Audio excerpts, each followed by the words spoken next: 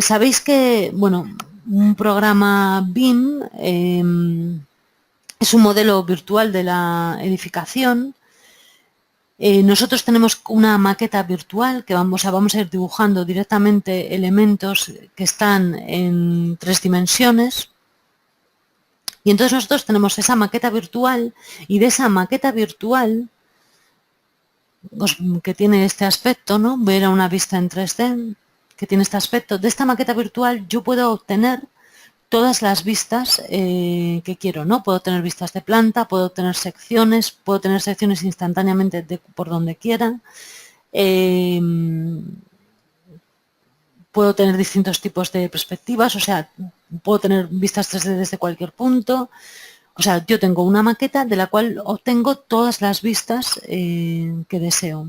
Aparte, otra ventaja de del BIM es que cada uno de los elementos que yo dibujo, si me voy aquí a propiedades, tienen una serie de parámetros que son variables. Es decir, que si yo varío cualquier parámetro de este elemento, varía en todas las vistas del proyecto. ¿Por qué? Porque realmente yo tengo una única maqueta de la cual obtengo un montón de vistas. Y esos elementos, cada uno de esos elementos que tengo dibujados, tienen ciertos parámetros. Esos parámetros pueden ser su altura, su composición, incluso pueden ser sus características, o sea, su transmitancia térmica, o sea, pueden ser datos técnicos, puede ser cualquier tipo de parámetro. Hay una bidireccionalidad, es decir, todo lo que yo modifico, por ejemplo, si yo tengo si yo modifico algo en este muro, se va a modificar en todas las vistas que estén en las que aparezca este muro, incluso en las tablas que tenga, en las que aparezcan características de ese muro. Es decir, como yo tengo un montón de parámetros de cualquier elemento que dibujo en Revit, también puedo hacer tablas en las que aparezcan esos parámetros. Y es más, incluso yo, y esto se ve en el Revit 2, puedo crear los parámetros que yo necesite. Puedo hacer parámetros para elementos de Revit. El parámetro que yo necesite en cualquier momento. Muy bien, cuando yo dibujo en Revit, digamos que hay 2 flujos de trabajo posibles. Yo puedo empezar dibujando volúmenes generales muy simplificados, de los cuales obtengo cierta información, o puedo dibujar elementos constructivos directamente. O sea, yo puedo directamente coger un muro y dibujar un muro. Puedo dibujar una cubierta, un techo, un suelo. Puedo hacerlo directamente. Pero también puedo construir un volumen a partir de masas, que ya veremos en un rato lo que son volúmenes básicos de los cuales obtengo ciertas propiedades y de sus caras puedo convertir sus caras luego en elementos constructivos. Hay, digamos, como esos 2 flujos de trabajo. En el ejemplo que vamos a realizar, vamos a hacer una mezcla entre ambos flujos, bien para que veáis los dos y porque como método didáctico pues nos parecía apropiado. Vale, entonces levantaremos el volumen general de la vivienda a partir de una masa, de esos volúmenes genéricos que os digo, convertiremos esas caras de la masa en elementos constructivos. Y mañana lo que haremos será dibujar elementos constructivos directamente. O sea que haremos, digamos, esos 2 flujos de trabajo posibles. Esto es para explicaros un poco, esto que hablábamos al principio de los flujos de trabajo, o sea, de cómo se trabaja en Revit y qué tipo de elementos hay en Revit, para que os empecéis a familiarizar con esa terminología de categoría, familia, tipo y ejemplar, vamos a explicar esto. Lo que os decía antes, podemos tener 2 flujos de trabajo, o dibujamos volúmenes básicos a partir de masas y luego las caras de esas masas los convertimos en elementos constructivos, que es a lo que llegaremos hoy, o directamente dibujamos elementos constructivos, es decir, directamente dibujamos muros, suelos, cubiertas, etcétera. Eso lo haremos mañana. Bien, en Revit todos los elementos que están en Revit, todos los elementos que dibujamos son familias de cosas, todos.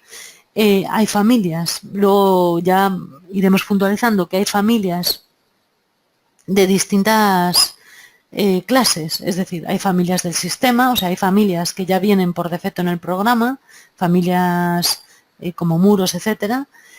Hay familias que nosotros podemos crear y cargar luego en nuestro proyecto, pero que las creamos con, digamos, otra interfaz que es el editor de familias, que está dentro del programa. Y hay familias que creamos en el propio proyecto y solo para ese proyecto son familias in situ. Vale, hay varios tipos de familias, pero todo, absolutamente todo en Revit son familias. Digamos que las familias, o sea, todos los elementos que podemos dibujar en Revit, pues están organizados o agrupados de cierta manera, ¿no? Tienen una clasificación, ¿no? Entonces, la categoría, digamos, será la clasificación superior. Hay clases de familias, ¿no? Hay familias de suelos, familias de techos, familias de muros, de ventanas, de puertas, por ejemplo, ¿no? Hay familias hay categorías, perdón, de muchas cosas. De cada una de esas categorías, por ejemplo, de la categoría de puertas, hay muchas familias. Hay familias que son elementos que tienen, lo que dice aquí, un conjunto de parámetros comunes. Por ejemplo, pues en la categoría de puertas hay familias de puerta corredera de 2 hojas, de puerta basculante seccional, o sea, de distintas puertas. Por ejemplo, vamos a elegir esta familia, la puerta corredera de una hoja de madera lisa. Esta familia tiene una serie de parámetros comunes y es la puerta corredera de una hoja familiar lisa. Pero esta familia va a tener una serie de parámetros de tipo y una serie de parámetros de ejemplar. Los parámetros de tipo, ¿qué quiere decir? Que son parámetros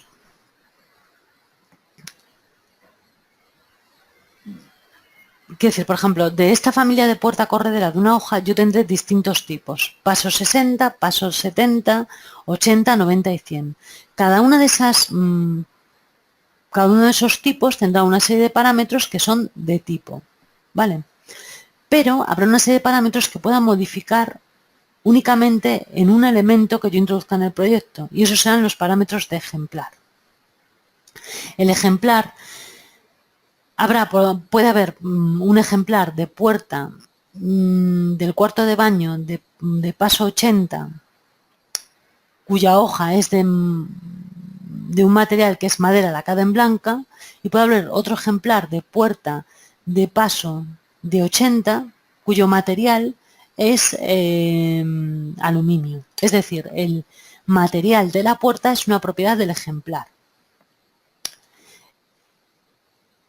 Vale, entonces quedaros por ahora con que los elementos están agrupados de esta manera, ¿no? De categoría pasamos a familia, de familia a tipo y de tipo a ejemplar. ¿Cómo se traduce esto en el Revit? Eso se traduce que, por ejemplo, cuando yo selecciono, me voy a ir a una vista de planta, perdón, cuando yo selecciono ese elemento y me voy aquí a propiedades, estos parámetros que me aparecen nada más clicar el elemento son parámetros del ejemplar. Es decir, yo estoy en una familia de muro básico cuyo tipo es interior 165 partition, ¿vale? Su categoría es muros. Estoy en este tipo que tiene unas propiedades de tipo que yo podré editar aquí en editar tipo y unas propiedades de ejemplar, o sea, de solo este muro que está dibujado en este proyecto que puedo editar aquí. Puedo ir a este muro que es del mismo tipo y modificar alguna propiedad del ejemplar. Vale,